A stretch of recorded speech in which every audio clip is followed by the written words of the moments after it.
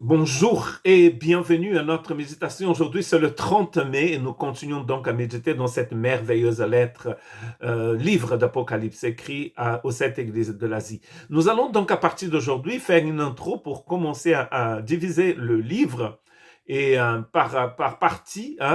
Malheureusement, ces parties sont divisées en chapitres, mais peut-être ça va nous arranger pour ce que nous allons faire maintenant, parce que nous voyons bien que chapitres 1, 2 et 3 parlent de quelque chose de très précis, parlent de l'Église, et ensuite, à partir du chapitre 4, nous trouvons encore une autre partie.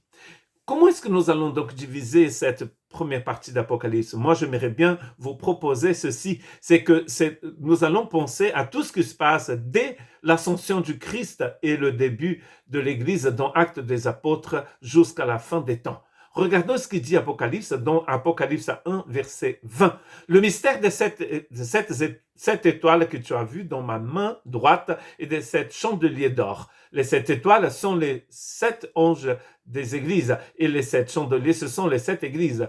Donc, sept ici, c'est la plénitude. Dans Apocalypse, vous allez trouver sept pour l'église, sept pour Jésus, et même la bête va utiliser le chiffre 7 en imitation d'un chiffre qui appartient au Seigneur dans les Écritures. Et c'est pas nouveau, ça vient pas d'Apocalypse. Même Jean, dans son évangile, va 7 fois citer les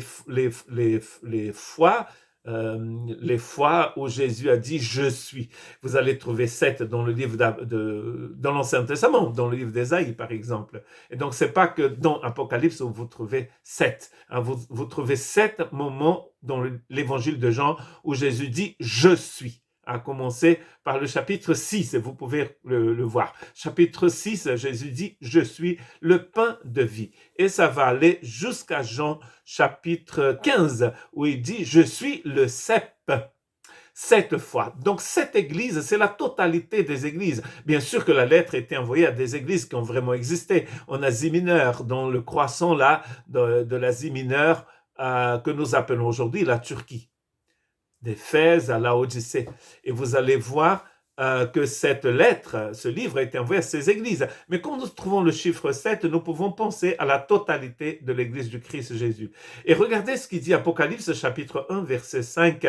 De la part de Jésus-Christ, le témoin fidèle, le premier-né des morts et le prince des rois de la terre, à celui qui nous aime et qui nous a délivrés de nos péchés par son sang. C'est là où commence notre histoire. C'est le jour où le Christ est mort.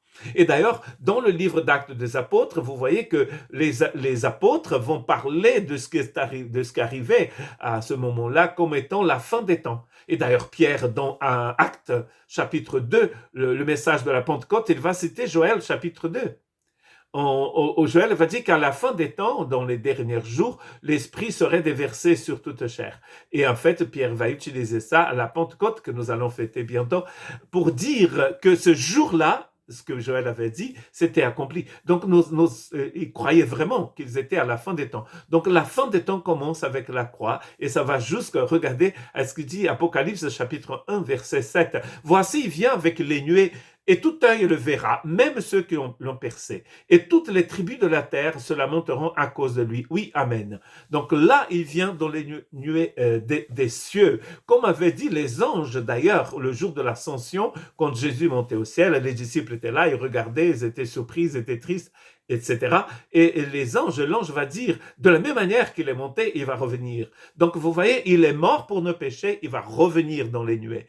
C'est dans ce temps-là que nous allons placer, que moi je voudrais vous proposer de placer la révélation de Jésus-Christ dans le livre d'Apocalypse.